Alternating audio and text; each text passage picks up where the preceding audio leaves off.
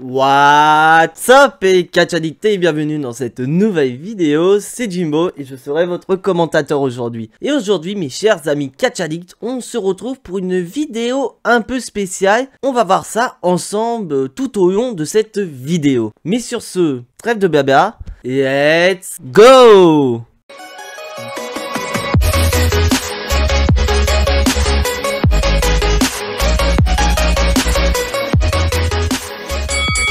Alors, avant d'attaquer le sujet qui vous a fait cliquer sur cette vidéo, on va faire un résumé des épisodes précédents pour savoir pourquoi on est amené à faire cette fameuse vidéo. Donc, rappelez-vous, lors du dernier épisode de SmackDown et notamment du Main Event. Car en effet, on a pu voir durant le Main Event un échange de ceinture entre Charlotte Flair et Becky Lynch. Car je vous rappelle que suite au draft, Becky Lynch a été draftée du côté de Raw et Charlotte Flair du côté de SmackDown. Mais il y a un problème, Becky Lynch est la championne de SmackDown et Charlotte Flair est la championne de Raw. Donc de ce fait, la WWE a décidé d'organiser un échange entre les deux catcheuses. Et c'est là où notre histoire va commencer. Car en effet, Charlotte Flair et Becky Lynch ont découvert le script de comment allait se dérouler l'échange de ceinture et ça va pas plaire à Charlotte Flair car pour elle cet échange de ceinture qui était prévu par l'équipe de la WWE estimait pour elle que ça décrédibilisait son règne et aussi son personnage. Donc en gros, grosso modo, ce qui était prévu par la WWE rendait faible Charlotte Flair ou encore son règne selon cette dernière. Donc de ce fait, Charlotte Flair est allée voir les officiels pour pouvoir changer le script dans le but de la rendre plus forte par rapport à Becky Lynch. Mais les officiels ont refusé. Donc après ça, ça a énervé Charlotte Flair et nous avons eu ce qui s'est produit. Car selon les informations des médias américains, ce qui s'est passé durant cet échange de ceinture n'était absolument pas prévu. Car je vous rappelle que Charlotte Flair a plus ou moins joué avec Becky Lynch et elle a même fait tomber sa ceinture. Donc c'était un gros manque de respect envers Becky Lynch et ça n'a pas plu à Becky Lynch qui a carrément balancé sa ceinture sur Charlotte Flair. Mais ce n'est pas terminé dans cette histoire. Car en effet, apparemment,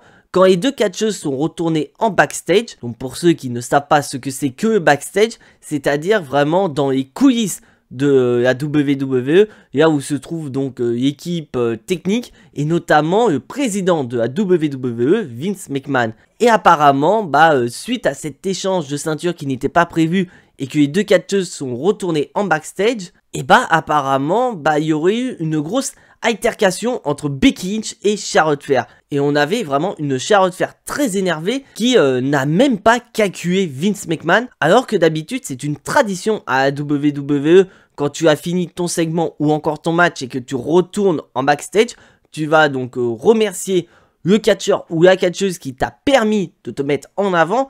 Et tu vas aussi remercier Vince McMahon. Et donc Charlotte Flair ne l'a absolument pas fait et ça a même énervé le président Vince McMahon. Donc apparemment, il y aurait presque eu une altercation musclée entre la troisième personne qui était dans ce segment. Il s'agit de l'officielle Sonya Deville. Donc apparemment, d'après les médias américains, suite à ce qui s'est passé entre Becky Lynch et Charlotte Flair, on a failli avoir une confrontation musclée entre Sonya Deville et Charlotte Flair.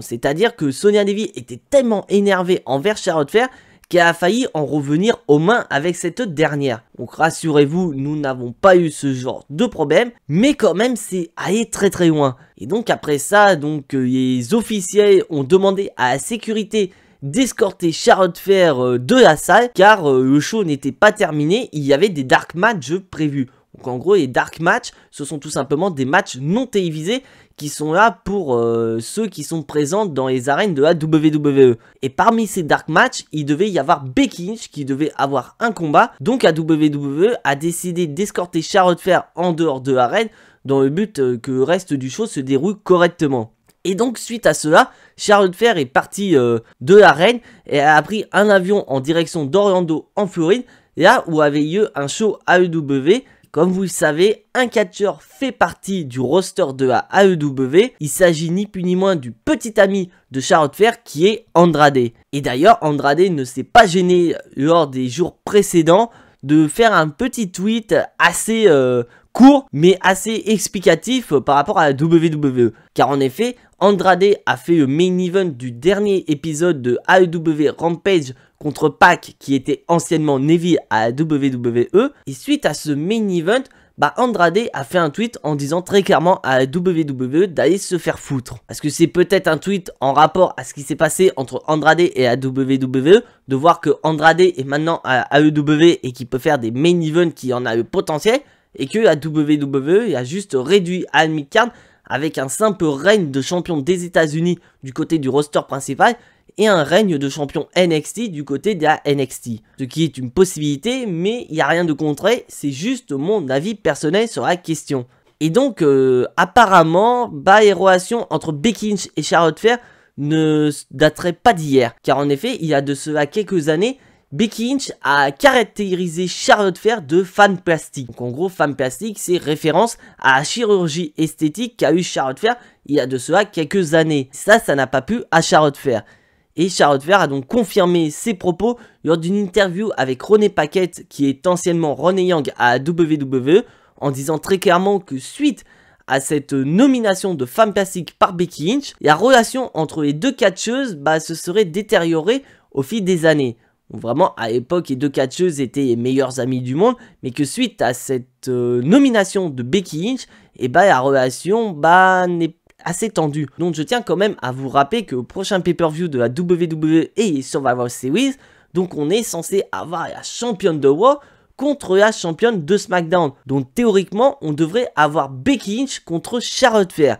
Mais suite à cette altercation entre les deux catcheuses, est-ce que la WWE ne serait pas en train de changer ses plans? Car je vous rappelle, pour ceux qui n'ont pas vu ma dernière review de Raw, je vous mets une petite fiche dans la vidéo pour que vous puissiez la voir. La semaine prochaine, nous allons avoir Becky Lynch contre Bianca Belair pour le titre féminin de Raw. Donc est-ce que la WWE ne serait pas déjà en train de changer ses plans pour éviter vraiment qu'on ait un problème technique lors du match entre Becky Lynch et Charlotte Flair?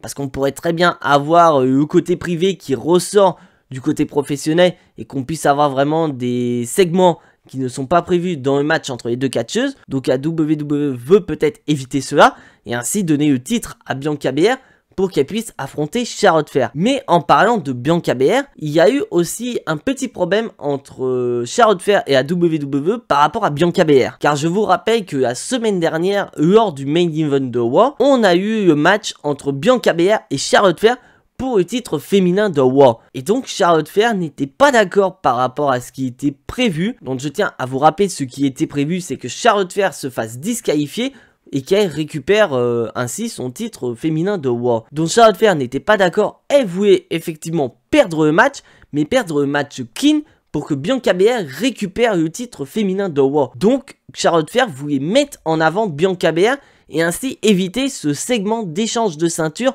lors de SmackDown. Et d'un côté, c'est vrai, on aurait pu éviter ce segment. On aurait pu avoir Bianca Belair qui récupère le titre féminin de Raw la semaine dernière. Et pourquoi pas Sasha Banks qui récupère le titre de SmackDown lors de Crown Jewel, où tout simplement Becky Lynch aurait conservé potentiellement son titre. Et on aurait eu un match où Becky Lynch défendait son titre féminin de SmackDown lors du dernier épisode de ce dernier. Et au final, on aurait eu Becky Lynch qui perdait sa ceinture face à une catcheuse de SmackDown. Et au moins on aurait évité cet échange de ceinture. Mais la WWE en a décidé autrement et ça a entraîné donc cette discorde entre Becky Lynch et Charlotte Flair. Mais Becky Lynch n'est pas la seule à être en rogne envers Charlotte Flair. Car en effet, selon les médias américains, plusieurs officiels ou même plusieurs catcheurs ou catcheuses en ont marre du comportement de Charlotte Flair dans les backstage. Donc après, je ne sais pas quel comportement a Charlotte Flair, mais apparemment, ça gênerait beaucoup de personnes. Donc, est-ce que Charlotte Flair ne serait pas en train de provoquer son licenciement de la WWE? Car je tiens à vous rappeler que le contrat de Charlotte Flair avec la WWE dure encore pendant plusieurs années. Donc, c'est-à-dire que Charlotte Flair a encore de nombreuses années à la fédération. Donc, il y aurait aussi la solution que Charlotte Flair demande à être libérée de son contrat par la WWE. Mais ça risque pas d'arriver, car je vous rappelle quand même, on a beau détester Charlotte Flair reste quand même l'un des visages de la WWE, mais surtout le visage de la division féminine, car je vous rappelle que Charlotte Flair est la catcheuse la plus titrée de l'histoire de la WWE, donc elle a son nom à la fédération. Donc j'aurais du mal à voir la WWE se séparer de Charlotte Flair maintenant suite à une demande de libération de contrat de la part de Charlotte Flair. C'est un petit peu logique, c'est comme n'importe quelle entreprise, c'est comme n'importe quelle équipe de sport où son élément favori, voilà, son atout, sa carte maîtresse décide d'être libéré de son contrat pour aller voir ailleurs. Je suis sûr à 100% que c'est refusé. Donc est-ce que Charlotte Flair ne serait pas en train d'avoir un comportement assez désagréable autour d'elle dans le but de justement,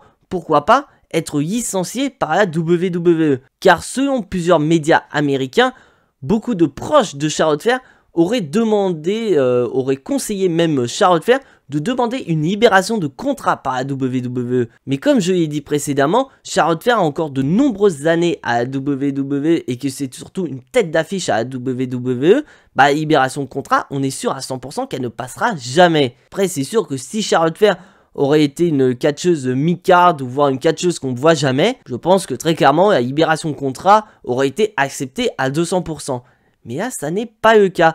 Donc est-ce que voilà, l'ultime recours de la part de Charlotte Flair est d'avoir un mauvais comportement dans le but à ce que la WWE se dise voilà, on n'a pas le choix, il faut virer Charlotte Flair parce que sinon ça va foutre la merde à la fédération. C'est peut-être une possibilité et on pourrait justement, pourquoi pas, avoir d'ici quelques mois un licenciement de la part de Charlotte Flair. Est-ce que Charlotte Flair en aurait pas marre de la WWE et chercherait à se faire virer? Après, si c'est vraiment le cas, on sait où atterrira Charlotte Flair si jamais son licenciement prendra forme. Car on sait tous que voilà, on a Andrade qui est à AEW, on a Ric Flair qui est sur le circuit indépendant. Donc on sait très bien que Charlotte Flair, si jamais elle se fait virer par la WWE, elle aura effectivement sa clause de non-concurrence de 90 jours à respecter comme Charlotte Flair est dans le roster principal. Mais on sait qu'après cette clause de non-concurrence, Charlotte Flair pourrait très bien aller à la AEW pour rejoindre Andrade. Car je suis pas inquiet pour Charlotte Flair si jamais elle se fait virer par la WWE, car elle a quand même un sacré nom, un sacré palmarès à la WWE. Donc si jamais elle quitte la fédération, de nombreuses fédérations voudront la récupérer. Et à AEW, je pense, sera la toute première fédération à vouloir se la procurer. Et franchement, si AEW parvient à récupérer Charlotte Flair, ce sera un sacré coup de maître dans la division féminine. Car je pense qu'on est tous d'accord, le point faible de la AEW est avant tout son roster féminin. Parce que pour moi, à part Britt Baker qui est actuelle championne AEW, ou encore Ruby Soho, anciennement Ruby Riot à WWE, je connais aucune catcheuse de la AEW. Donc de ce fait, si Charlotte Flair venait à quitter la WWE pour la AEW, bah, ça permettrait à la AEW d'avoir un peu plus de visibilité de sa division féminine. C'est un peu le cas qu'on a depuis pas mal de temps, depuis qu'à AEW recrute énormément de catcheurs de la WWE. C'est avant tout pour avoir du visuel. Vraiment que les gens se disent « Ah, il y a tel catcheur WWE qui va à AEW, on va peut-être s'y intéresser. » Et bah là, ce serait pareil, si jamais Charlotte Flair venait à quitter la fédération pour la AEW, ce serait avant tout pour pouvoir obtenir de la visibilité de son roster féminin. Qu'après, pour le moment, on n'en est pas encore là. Charlotte Flair est toujours sous contrat avec la WWE, mais on va quand même suivre ce segment, ce drama à la WWE de très près. Donc voilà, c'est tout pour cette vidéo. Si bien sûr tu n'es pas abonné à la chaîne, je t'invite à t'y abonner juste ici, à activer la petite cloche pour être notifié des prochaines vidéos et surtout lâcher un maximum de pouces bleus qui font très plaisir à la chaîne. Et j'espère que ce format de vidéo vous plaît, car j'ai vraiment eu envie de parler de sujet de Charlotte Flair, de son altercation avec Becky Lynch dans les moindres détails.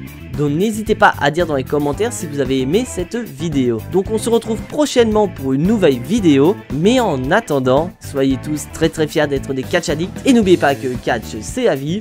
Le catch c'est la meilleure chose qui soit. Le catch vie. C'était Jimbo. Je vous fais à tous en attendant des gros bisous. Et à la prochaine.